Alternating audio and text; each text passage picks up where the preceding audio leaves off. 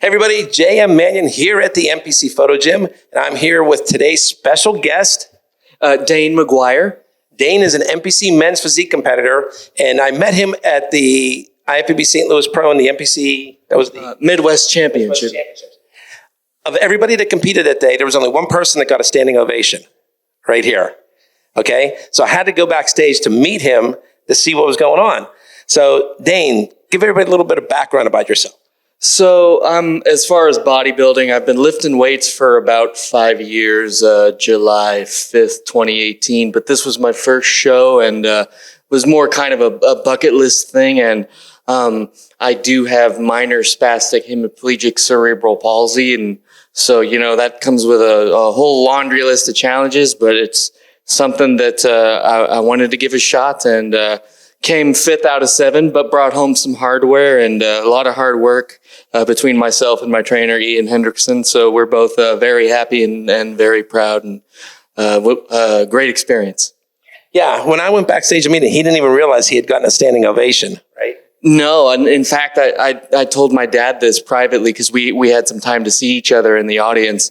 I was actually really upset because I was, to be perfectly transparent, I came into that show hurt. I've needed surgery probably for a solid decade. I have a rod in my femur and screws in my feet, and I have needed to get the screws taken out. So trying to do anything barefoot, let alone posing, is excruciatingly painful, which is why if you saw, you know, videos or photos of that performance, that's why that looks the way it does on top of my condition itself. And I heard the standing ovation, but I couldn't see anything because of the lighting.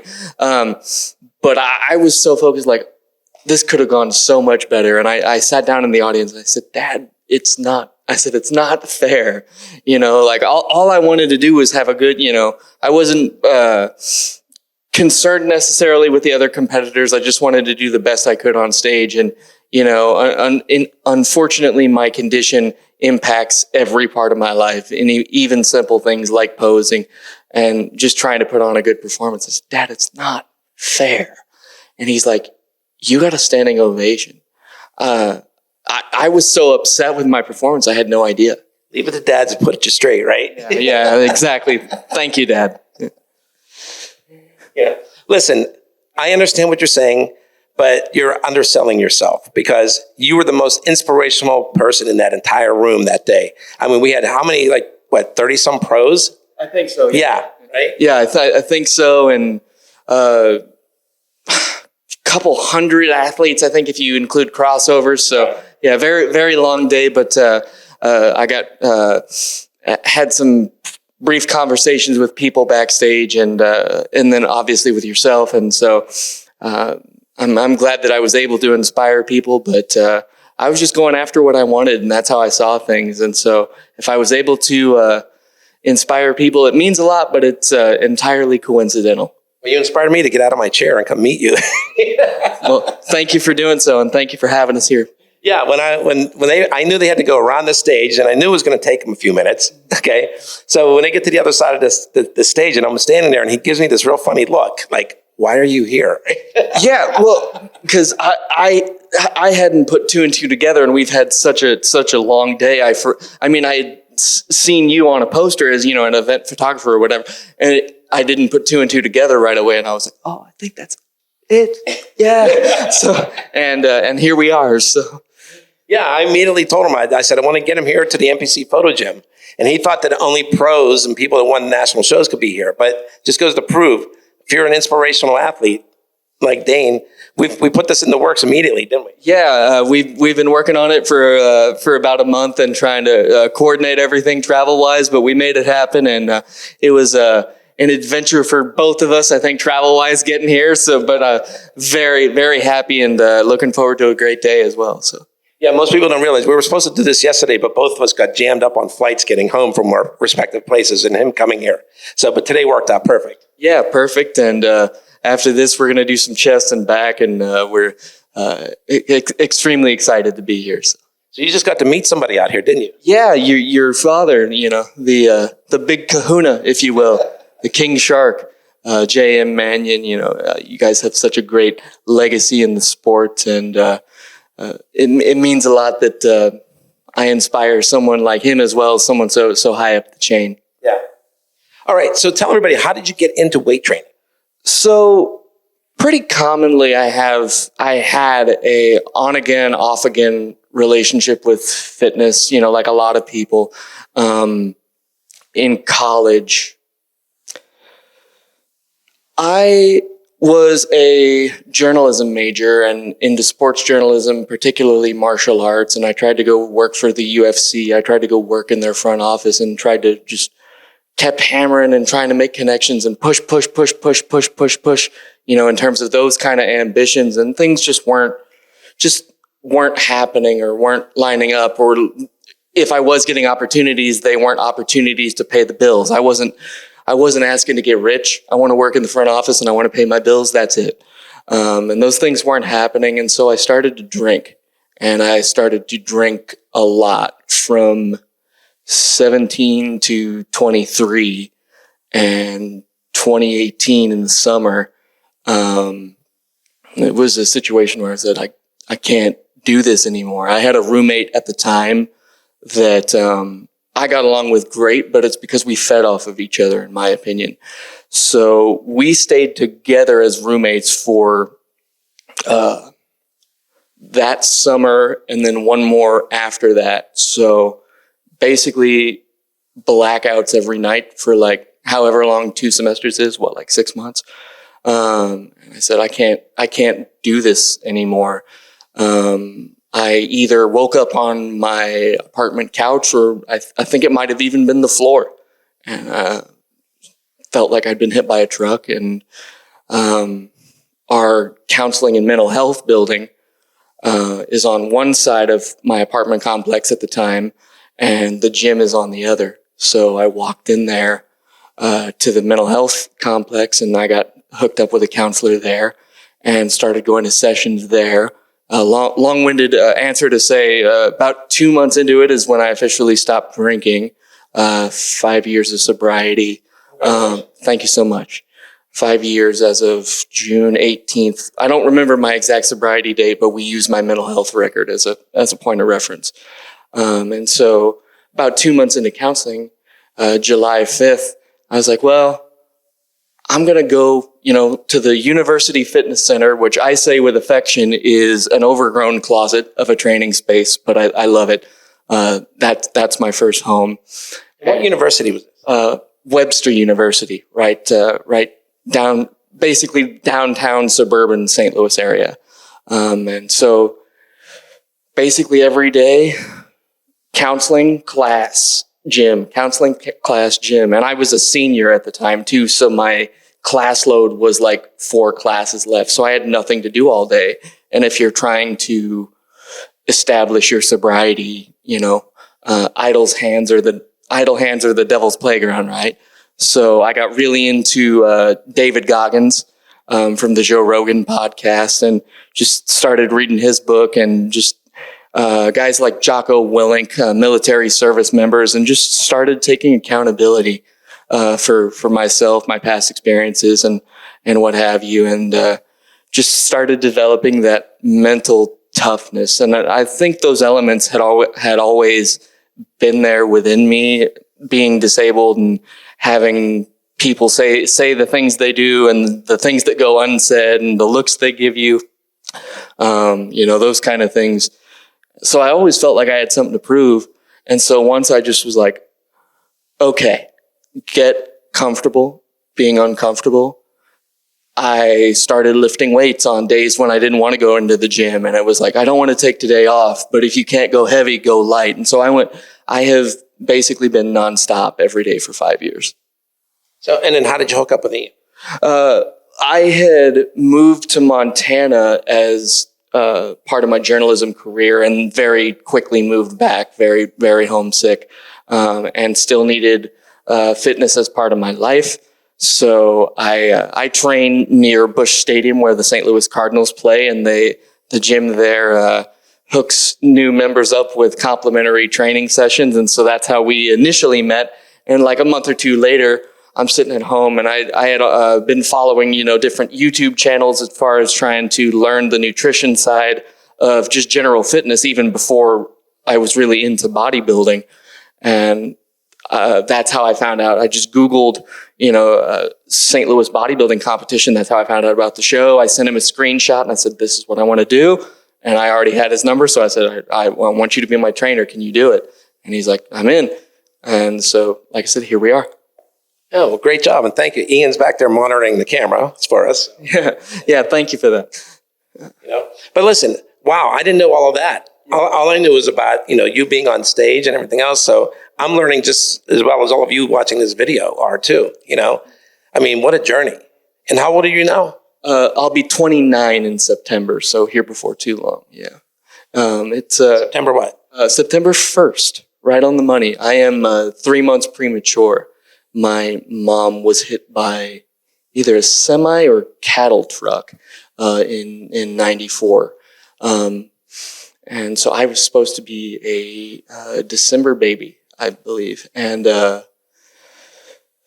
so I immediately went into the ICU, and I think, because I had texted her about this before, I think very briefly I might have had some breathing issues, but other than that, and other than being incredibly small, I was all right. And the way that I tend to look at that accident is, I know how to make a heck of an entrance. Yes, you do. I appreciate that. But, like the entire journey, I think, means a lot to more than just myself. I attacked fitness and I took the David Goggins ruthless approach because of how I grew up. And like I said, the experiences that I went through, I was bullied relentlessly. Having said that, I was not always a good person and I did not always handle it well. I felt like I was justified in the way that I responded because I felt like I'd lived my entire life on the defensive. So my way to respond to that was aggression. And that carried over into college, that carried over into drinking. And I was always very good at hiding in plain sight. And I know what it looks like when I walk, when I move about the world. I know I have a limp and all these other things. And so honestly, that's how I was able to hide it for 6 years. And well, can I just be honest with you? Now that you're saying it, I'm just thinking in my head. I sat there and watched your routine, and I didn't even really notice the limp. That was probably because of the pre-workout. but I mean, yeah, that's honestly how, my condition and being functioning as well as I do mentally, because I do have minor CP, functioning well mentally, but understanding my situation and being self-aware is how I was able to hide it for 6 years. So I would do things like put vodka in water bottles, put orange juice in water bottles, but it's not just orange juice, it's a screwdriver. You ever saw me with a bottle of Coke or a bottle of Pepsi? Half that was whiskey, and I shook it up. And I was like, well, as long as you're not getting sloppy drunk in the back of a classroom, I can sit in the back and no one will know. And I was always such an ambitious media professional that I was like, okay, this part of my life does not affect this part of my life. And I held that for a really long time until you start missing shifts and, oh, I'm sick and this and that. But I was always a really driven student. When it comes to my media-related classes, I was an honors student. So as long as you're performing, nobody knows. But it was a matter of literally as soon as I got home to that apartment, closed the door, and sometimes as soon as I closed the door, the first thing I went to do was go to the fridge, So not being funny, but you were like a real Dr. Jekyll, Mr. Hyde.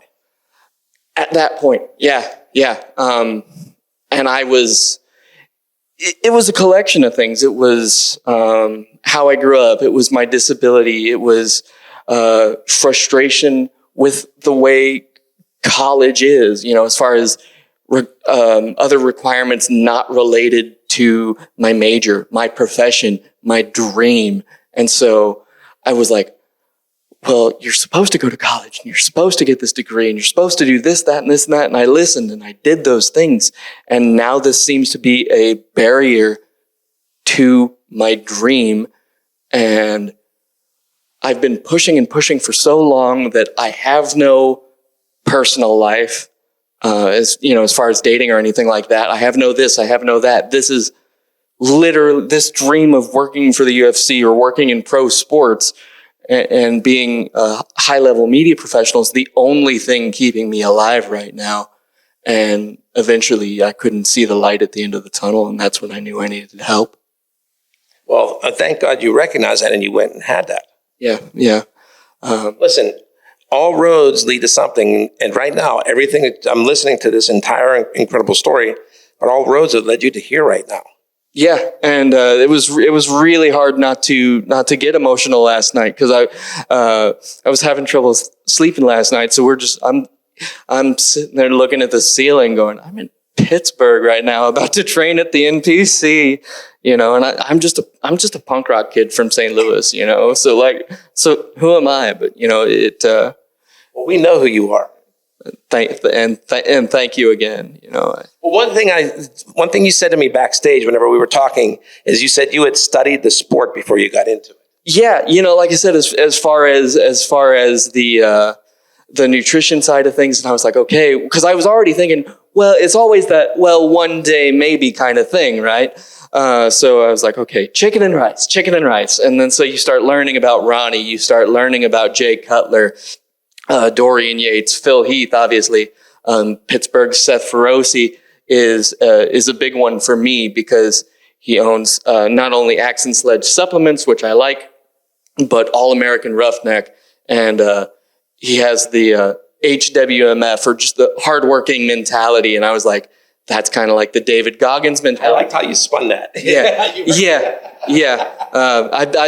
I've been in media long enough to know how to swing it. But no, that mentality, I identified with it. And so I started studying those personalities and started studying, like what they were doing as far as not only the nutrition, but the workouts. And I was taking little pieces of, okay, this works for me, but this doesn't. This works, that doesn't. If it weren't for a Smith machine, I wouldn't be able to bench press. But now, bench or modified bench, Smith bench is my favorite. And my rule, even before I met Ian, my rule for myself as far as beginning my training sessions was always to start with Smith bench no matter what. And the reason behind that is because starting out, that was for me the hardest thing. So my approach to training for me is to start with the hardest thing and work backwards.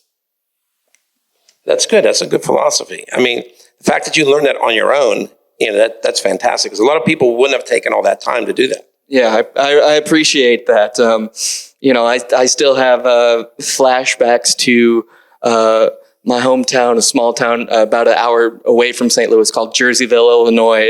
I trained at the what they call the Wellness Center, which is part of the hospital complex. I remember getting stuck under 170 under their Smith machine. I need help.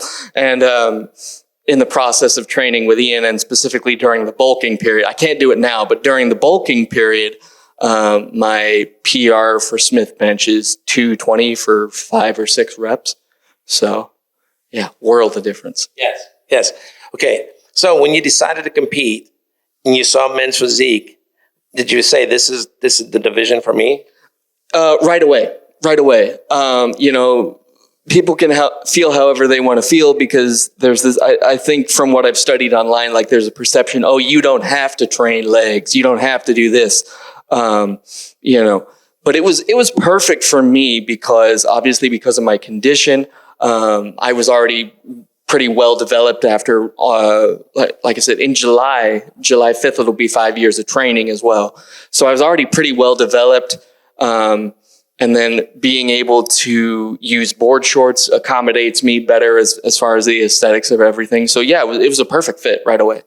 Yeah, well, good. So as you said, you got into the contest, you entered it, and you had certain expectations, goals. And do you feel that you got those goals, or do you still want more? The answer now that we sit here is both. I surpassed those initial goals. I told my dad, I told everybody, and I told you before we were on camera, I said all I wanted was to have a show-worthy physique, get some great photos, and have a great day, have a great life experience, and then move on.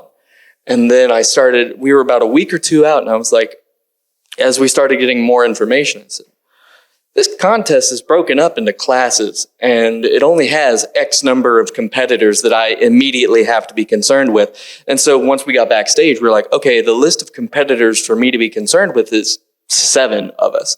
And so we're about a week away, and I said, there's only like a handful of people I have to worry about. I just want to be one able-bodied competitor, and that is my equivalent of a gold medal, and I will be at peace. And I beat 2 able-bodied competitors and took home 5th place and brought home a nice big shiny medal. And that standing ovation is probably going to be something I will remember for the rest of my life. Yeah, no, I know when I went back and talked to you, and then I talked to promoter Jack Tatone afterwards, and he had said you had talked to him beforehand because you had a lot of questions about the show, and he was able to help you along with all that. Yeah, well, my big concern was, dehydration. I know how it looks like when I move, and I knew that I was coming into that contest hurt, so I didn't want anybody to see me barefoot backstage. And then, because if it gets too bad, you'll get pulled, or they'll do whatever's best for the safety of the athletes. And I knew it was challenging, but I knew I could compete. I didn't want that to be taken away from me. Yeah, well, Jack kind of said after I talked to you, because I knew you'd go back there and talk to him. So, but yeah, he said that he was happy to help you and accommodate whatever he could. Yeah, and great experiences, no complaints, and they should be very proud with the kind of shows that they put on, especially at the NPC and IFBB as a whole, obviously, but the NPC Midwest especially. And I thank them for the opportunity to compete and for being so accommodating. So how did the other competitors treat you backstage? I know you said you grew up, people bullied you, they looked at you funny. How was the backstage experience for real? For real, it was kind of another day at the office. At least it appeared that way for other competitors that had been through it before. So fortunately, I think everyone was kind of to themselves. But I started asking questions backstage, and like the tanning crews especially were accommodating if I needed to use a chair or what have you. And I said, so I'm not the first disabled person, or whatever word of choice you'd like to use, to compete. And they said, no. Obviously, wheelchair bodybuilding is a thing, but that's not been my experience outside of surgery as a disabled person. So I'm kind of somewhere in that middle ground. So you got to go compete against the able-bodied. But no, everyone was great. Well, look, somebody has to be a leader in this, and it sounds like you're the leader right now. Yeah, and I really appreciate that. Really, I do, because I've thought about that a lot, because in the process of coming here, I have had the opportunity to meet and speak with, or my family has, other people with cerebral palsy or otherwise, non-able-bodied folks. And most recently, a woman had reached out to me, and she said, well, my son has CP, and they saw a local news piece on me based on the contest. And they said, well, we saw you on the news, and immediately my son, who just joined the YMCA, said, that's my goal. And he's pretty young, so he's got to grow and develop and go about life. But I never thought beyond myself. So for somebody to reach out and say he has the exact same thing, maybe to a different degree, but for a little kid to be like, immediately, that's exactly what I want, I have no words. So I think the next thing is, the next time you come to Pittsburgh, we're to get you and Seth Feroce together, and you show them how to train. I hope so. I remember texting you. I was like, do you think I could meet him? So yeah, definitely. I really want to come back. Big fan of All American Roughneck, Axe and Sledge supplements. And he has the Axe and Sledge bag here. Yeah, exactly. And the All American Roughneck gear. He had that hat on too. Yeah, I wear it every day. You know, it's just a reminder of that mentality. So Axe and Sledge, and then first form as well, just because first form, Andy Frisella, that's a connection directly to St. Louis. So I do like to use both of those lines when I can afford it, just because every time I use a first form product as well, that's a connection to home. So it's kind of like me using Heinz ketchup around the world. Right. But yeah, definitely. If I ever have the opportunity to meet Seth, I just want to tell him thank you for what he. No, let's call him out right now. Yeah. Well, yeah. Thank you, Seth. Thank you. That's not a call out. That's a thank you. Yeah. You're gonna put it on him, Seth. Next time Dane's here in Pittsburgh, you and him in the gym, right? Yeah, and again, chest and back, bring it on. So let's do it. But just that mentality and that message, and what the quality of all the products that his companies put out. Pittsburgh should be very proud, and I'm very proud to represent, through St. Louis every day. And it's an everyday thing in that gym. And every time I talk about fitness, and I talk about bodybuilding, and I talk about it to people like me, I tell them about Axe and Sledge, and I tell them about All American Roughneck, and that's connected to Pittsburgh. So it really does mean a lot being here. Yeah, well, good. We'll definitely have to make that happen next time. Awesome. Thank you.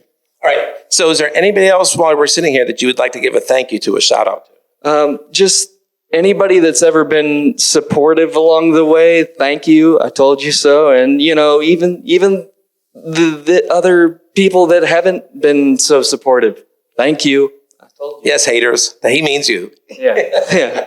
Thank you. I told you so. But no, really, it's a laundry list of people, but especially my father, Alfred Abbazzi, my original counselor from Webster University. Without getting my mental health on track, I wouldn't be sitting here. So thank you to the entire Webster University team, and anybody that has decided to better themselves as a result of my experience. Well, then I'm glad I went through it. All right. So after Seth Feroce, we need to call out Dana White to get you over to the UFC, right? I hope so. That's honestly been something I've been pushing nonstop for since 2015. I've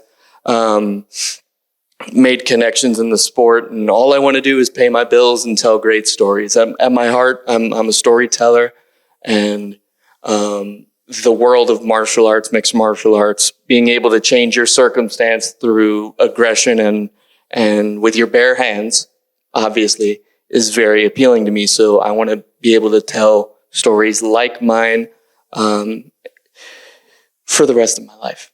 Yeah. Now, when Dane came here, he saw there's a bunch of photos in here of my father with The Rock when he was here in Pittsburgh and everything. And I know you had said you had also wanted to do something with WWE, and ironically, UFC just bought WWE. Yeah, and they will be a publicly traded company, so I'm keeping my eye on the stock market. I'll just say that. But it's definitely going to be an interesting time. And I had, back to your initial question, I had tried to work in their front office as well.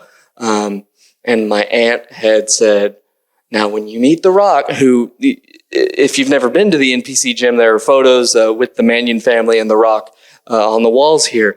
My aunt said, when you meet The Rock, just be sure you remember your aunt, because I changed your diapers. So even though the WWE front office opportunity didn't go my way, it was an internship at the time because I hadn't graduated yet. It didn't go my way. I was able to send my aunt a screenshot of your application received. So because when you have cerebral palsy and you tell someone I want to be a professional wrestler and I want to be a world champion, of course they're going to laugh at you. But like, if you really stood behind me, like my aunt and my dad and other people have, I could tell, hey, like I'm really trying to go to that next level, and here's the proof. I could tell that meant a lot to them, and by extension, this bodybuilding experience. I don't think anybody ever expected this from someone like me. Well, that's great. That's great. I mean, no, this is, like I said, it's very inspirational and everything. So the Prez is peeking in here. So anyways, winding up here, Dane, I just want to say it's my honor to have you here. And I look forward to having you again, especially you taking on Seth Feroce training. Chest and back, Smith machine's my specialty. I want to set a new PR. I'm going to have to bulk up, but let's make it happen. So, all right, that sounds good. And maybe we can get you with The Rock sometime too. Hey, if you've got the connections, I'm more than down. So that would definitely be a bucket list thing, and something I want to accomplish before it's all said and done. So. How bad would your aunt freak out if you FaceTimed her standing with The Rock? I think I'd have to change her diapers. Yeah. She's not that old yet. Okay. But I think that would mean the world to myself and to my family at large. So, DJ, same goes for you. Let's make it happen. I like this. All right. So Jay and Mannion. Dane McGuire. Signing off for NPCNewsOnline.com.